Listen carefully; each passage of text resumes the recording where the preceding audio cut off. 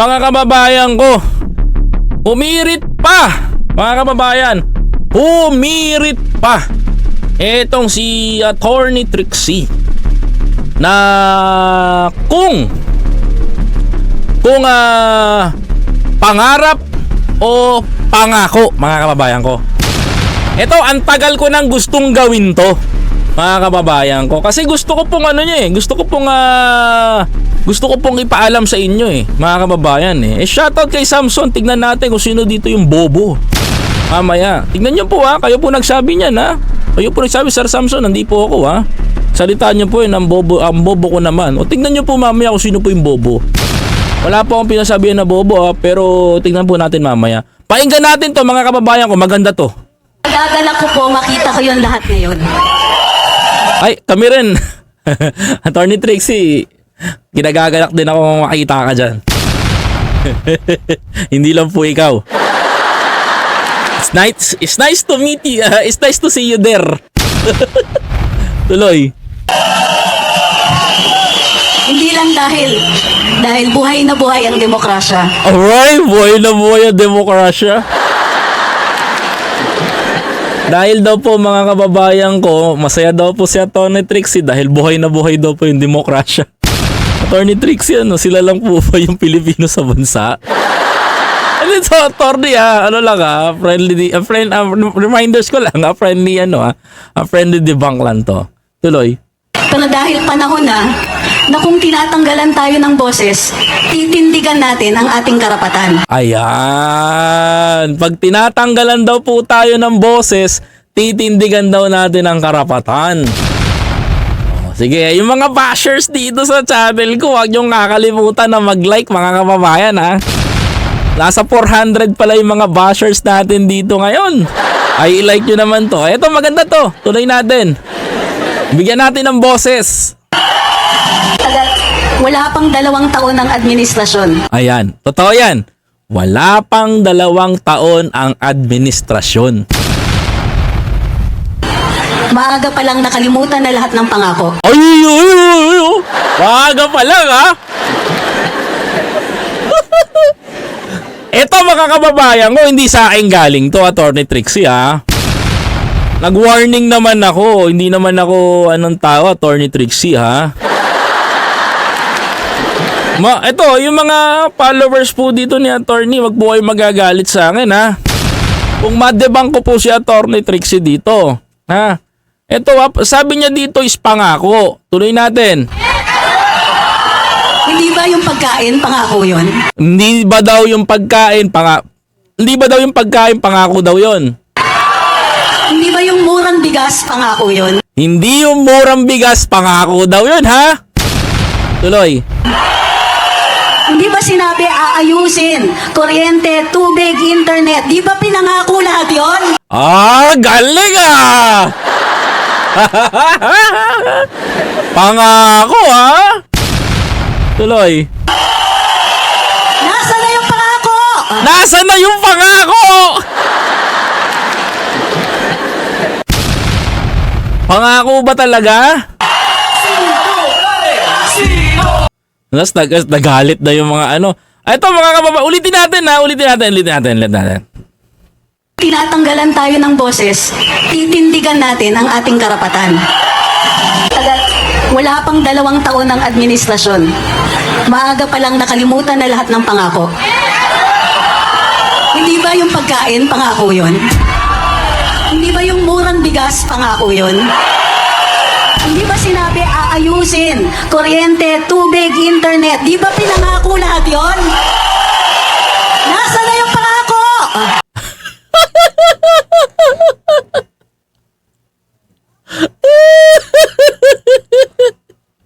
Anong gusto nyo gawin ko, mga kababayan ko? Sa kampanya ni Pangulong Bongbong Marcos, wala po akong narinig na nangako po si PBBM. Wala rin po akong narinig na nagsalita si Pangulong Bongbong Marcos. Pangako ko, nagagampanan ko, ibabalik ko, magandang internet. Itong isatellite, pangako ko sa inyo. ganito ganyan sa taong bayan sa Pilipino na ipagagawa ko, pagagandahin natin. Wala ring sinabi si Pangulong Bongbong Marcos na pangako ko, magbabago ang bubuhay ng mga Pilipino. Wala rin sinabi si Pangulong Bongbong Marcos na pangako ko, bibigyan ko ng bahay ang mga bawat Pilipino. Wala rin sinabi si Pangulong Bongbong Marcos, mga kababayan, na magkakaroon tayo ng 20 pesos na bigas. Hindi po pangako, ha? Pangako ang binitawan niya. Abay, mga kababayan, baka sabihin sa akin, biyahe ni Koy, kaya mo bang patunayan yung sinasabi ni Atty. Trixie sa'yo? Kaya mo bang pinatunayan yung dinedebunk mo si Atty. Trixie? Matalino yan. Malupit yan. Magaling yan. Once again, mga kababayan ko, i-play natin. Play natin. Once again, mga kababayan ko. Sige, pakinggan nyo mabuti. Nakalimutan na lahat ng pangako. Hindi ba yung pagkain, pangako yun? Hindi ba yung murang bigas, pangako yun? Hindi ba sinabi aayusin? Kuryente, tubig, internet. Di ba pinangako lahat yun? Nasaan na yung pangako? Ulitin ko walang pinangako. Ang pinupunto ni Atty. Trixie is yung mga sinabi ni Pangulong Bongbong Marcos sa kampanya. Ngayon, naghanap ako ng clip ko. O, eto. Pakita natin.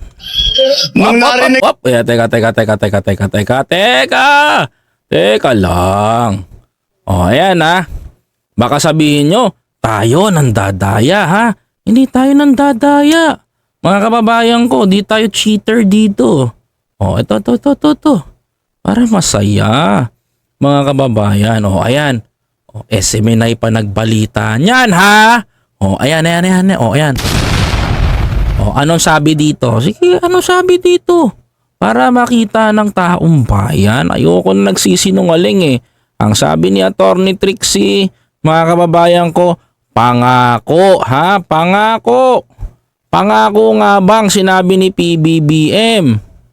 Mga kababayan ko, pangako nga ba talaga? Baka naman pangako hindi pangako ang binitawan o pangarap. Tuloy natin. Pakinggan nyo O, bago mo ako pagsalitaan ng Bobo Samson, tignan mo sarili mo dito. O, ayan. Ko nga yung sa senior citizen, sabi ko lilipat na ako din sa Quezon City para maka-avail naman ako. Pinag-usapan niya yung housing. Alam niyo po, dito nagsimula yung Bliss na housing development. Babalikan po natin yan. Dahil malaki talagang pagkukulang, hindi lamang dito sa Quezon City, kundi sa buong Pilipinas, ang pabahay. Siguro, ang kulang na pabahay sa buong Pilipinas ay 6 million na. At ibig sabihin, 6 million sa ating mga mamamayan, mga pamilya, sila ay squatter doon sa kanilang tinitirahan. Meron bang sinabi si Pangulong Bongbong Marcos dito na pangako? Isa lang ito sa mga sinasabi niya na sa kampanya. Meron ba ditong nagsabi siya ng pangako? O mga taga Quezon City, mga taga Cebu, mga taga Iloilo, mga taga Davao, nangako ba si BBM? Mga kababayan ko? O tanungin natin yung media, mga kababayan ko. Tanungin natin yung media. Ay, hindi lamang yun. Yung mga negosyante na nawalan ng Pinuhay muli. Eto mga kababayan ko, media. Media to media. Ano sabi ng media? nawalan ng Pinuhay muli ni Pangulong Bongbong Marcos ang kanyang pangarap ng kampanya na mababa ang presyo ng bigas. Ano? Ano? Sagot! Pangarap? Pangarap o pangako? Tanong! Pangarap o pangako? Sabi ni Ed Lingaw. nawalan ng Pinuhay muli ni Pangulong Bongbong Marcos ang kanyang pangarap ng kampanya na mababa ang presyo ng bigas sa 20 pesos kada kilo. Sa launching nga po ng Kadiwa ng Pangulo Store sa Camarines Sur kanina, sinabi ng Pangulo na malapit na itong makamit dahil nasa 25 pesos na po ang binibentang bigas sa matatawag na Kadiwa Stores. Sa Kadiwa Store kasi may 25 pesos na bigas. Ngayon, may sinabi ba si Pangulong Bongbong Marcos na pangako? Pangarap! O, gusto nyo pa ng patunay? Meron pa patunay dito. May papatunay pa ako. O, ito papatunay o. Itatakbo bilang Pangulo ng Republika ng Pilipinas ay sinabi ko na ako itatakbo dahil ang aking layunin, ang aking pangarap para sa ating bansa ay ipagkaisa muli ang sambayanang Pilipino. Asan yung ano mo? Istariray! Asan na? Nung narinig ko Asan na si Istariray? Asan na? Asan na yung ano? Asan na yung sabi mo? Di ba? Dahil buhay na buhay ang demokrasya. Panahon na kung tinatanggalan tayo ng boses, titindigan natin ang ating karapatan. Wala pang 2 taon ng administrasyon. Maaga pa lang nakalimutan na lahat ng pangako. Hindi ba yung pagkain, pangako yun? Hindi ba yung murang bigas, pangako yun? Hindi ba sinabi aayusin? Kuryente, tubig, internet. Di ba pinangako lahat yun? Dahil buhay na buhay ang demokrasya. Pero dahil panahon na kung tinatanggalan tayo ng boses, titindigan natin ang ating karapatan. Wala pang 2 taon ng administrasyon. Maaga pa lang nakalimutan na lahat ng pangako. Hindi ba yung pagkain, pangako yun? Hindi ba yung murang bigas, pangako yun? Hindi ba sinabi aayusin? Kuryente, tubig, internet. Di ba pinangako lahat yun? Nasaan na yung pangako? Naghahanap siya ng pangako, mga kababayan. Panoorin nyo to. Kung merong pinangako si Pangulong Bongbong Marcos, mga kapatid, pakinggan nyo yung speech niya. ko nga yung sa senior citizen, sabi ko lilipat na ako dito sa Quezon City para maka-avail naman ako. Pinag-usapan nyo, na yung housing. Alam niyo po, dito nagsimula yung BLIS na housing development. Babalikan po natin yan. Dahil malaki talagang pagkukulang, hindi lamang dito sa Quezon City, kundi sa buong Pilipinas, ang pabahay. Siguro, ang kulang na pabahay sa buong Pilipinas ay 6 million na. At ibig sabihin, 6 million sa ating mga mamamayan, mga pamilya, sila ay squatter doon sa kanilang tinitirahan. Ay, hindi lamang yun.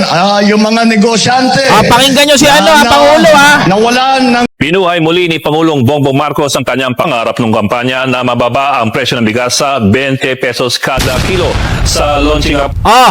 Pangarap, di ba? Pangarap, hindi pangako. Nawalan lang ako ng audio. Yan, tuloy. May sasabotay sa akin tuloy. Po ng kadiwa ng Pangulo Store sa Camarines Sur kanina, sinabi ng Pangulo na malapit na itong makamit dahil nasa 25 pesos na po ang binibentang bigas sa matatawag na kadiwa stores. Itatakbo bilang Pangulo ng Republika ng Pilipinas ay sinabi ko na ako itatakbo dahil ang aking layunin, ang aking pangarap para sa ating bansa ay ipagkaisa muli ang sambayanang Pilipino. Ngayon, Samson, sino kayo ng bobo sa atin dalawa? Pumili ka.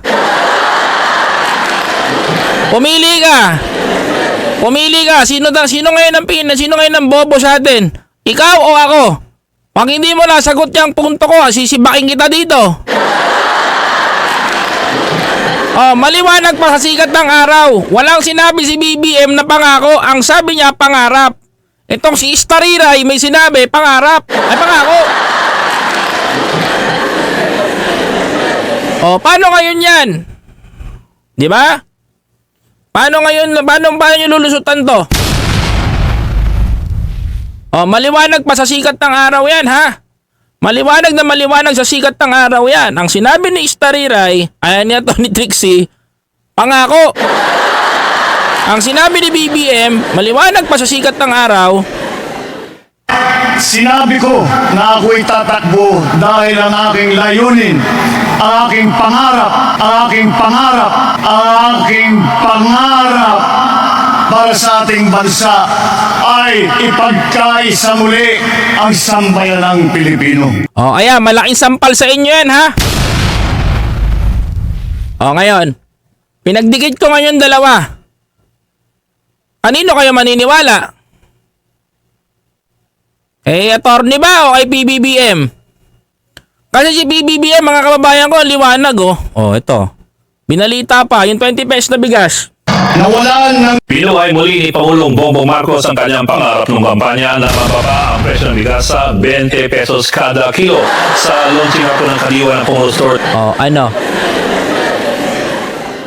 TV5, reporter, si BBM, ang sabi niya dito, Sinabi ko na ako'y tatakbo dahil ang aking layunin, ang aking pangarap, ang aking pangarap, ang aking pangarap.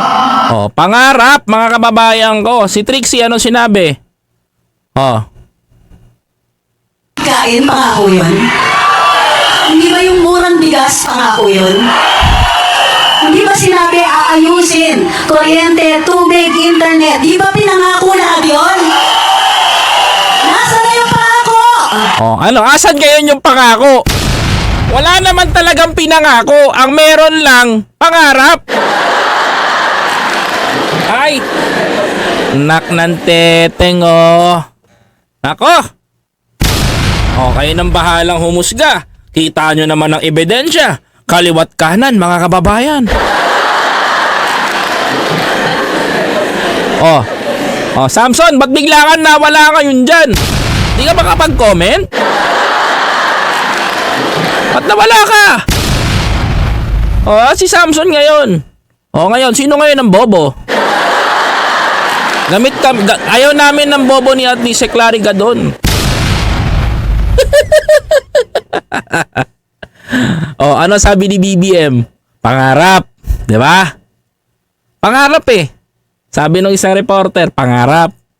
Si Atty. Trixie, ano sabi ng Atty. Trixie kay BBM? Pangako. Oh. Oh. Oh, ano ngayon? Sino ngayon ang sinungaling? Kayong bahalang humusga. Hindi naman pwede sabihin ni Atty. Trixie na nagsasalita siya dyan at hindi naman si Pangulong Bongbong Marcos ang binabanatan niya. Diba? Mga kababayan ko? Imposible, di ba? Too impossible na hindi si binabanatan niya dyan. Walang pa, kasi sa totoo lang, sa lahat ng kampanya ni Pangulong Bongbong Marcos, wala siyang pinangako. Puro pangarap niya ang binanggit niya sa Pilipino. Remember, mga kababayan ko, nung inauguration ni PBBM, ano sabi ng Pangulong Bongbong Marcos, mga kababayan ko? Your dreams is mine. Ang pangarap ko, ang pangarap nyo ay pangarap ko rin. Mga kababayan ko, walang sinasabi si BBM. Walang sinabi si Marcos Jr., mga kababayan ko, na pangako niya, nagagandahan ganito, gagandahan ganyan. Lahat ay mga kababayan ko ay pinangarap niya. Pinangarap niya for the Filipino people at tinutupad niya. Nakakahiya naman yung pabahay. Wala pang 2 taon, 31,000 nationwide ang pinamigay. Nakakahiya naman mga kababayan ko. No? Nakakahiya naman mga kababayan ko yung mga tinupad ni Pangulong Bongbong Marcos. Sinabi niya rin mga kababayan ko, natutuparin niya yung mga proyekto ni Pangulong Duterte na hindi natupad. Tinupad niya. Mga kababayan ko, hindi rin nangako siya noon. Mga kababayan ko, pangalawa mga kababayan ko, ano pa nagawa ni Pangulong Bongbong Marcos? Binigyan tayo ng mas maayos na safety defense sa Pilipinas. Mga kapatid, ano yung ginawa niya pa? Mga kababayan ko, pinangarap niya rin mga kababayan ko na makabalik yung Kadiwa Store sa Pilipinas. Pinangarap niya rin. Ano pa pinangarap ni Pangulong Bongbong Marcos for the Filipino people na natupad ngayon mga kababayan ko? Napakarami na po. Samantalang ibang kababayan natin, bulag ata, hindi ata nakikita ngayon yun. Oh. Wala. Nakita ko po eh. Redigo Adventure eh. Wala ako natatandaan na nangako si BBM talaga eh. Kasi sa totoo lang ako, tutok na tutok ako sa bawat sinasabi ni Pangulong Bongbong Marcos doon sa kanyang speech. Dahil alam nyo, naging nakasama ako sa entourage nila. Alam na alam ko yung ginagawa ni Pangulong Bongbong Marcos. Alam ko yung cue ng pag-alis niya, mga kababayan ko. Di ba? Mga kababayan ko, alam na alam ko yung sinasabi. Kaya nga that's too impossible mga kababayan eh.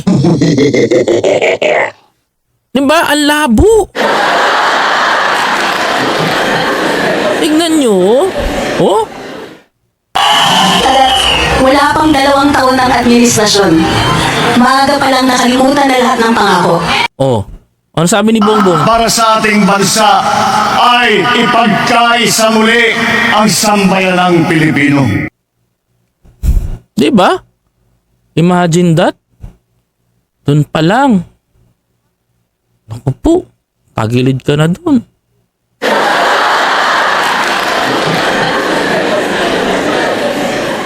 That is the biggest question. Oh, ngayon.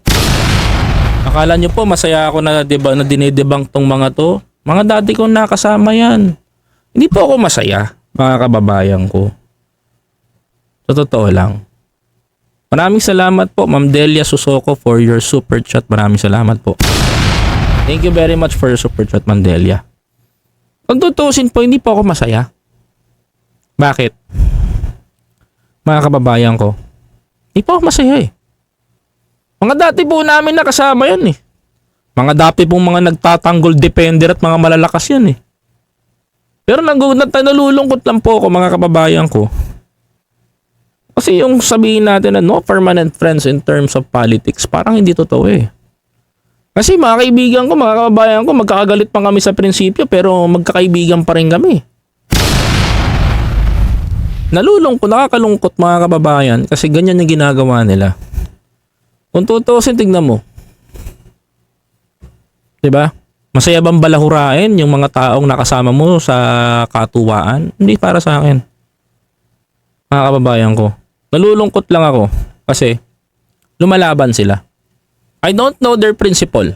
I don't know what they're doing right now. I don't know what's their intention to PBBM. The only know what I know is kalaban sila. And the only thing that I can do is i-debunk sila. Mga kababayan ko. To stop spread fake accusation. Yun lang, kasimple. Mga kababayan ko. Hindi ako pabor sa taong mga sinungaling. Mga kababayan. That's true. Diba?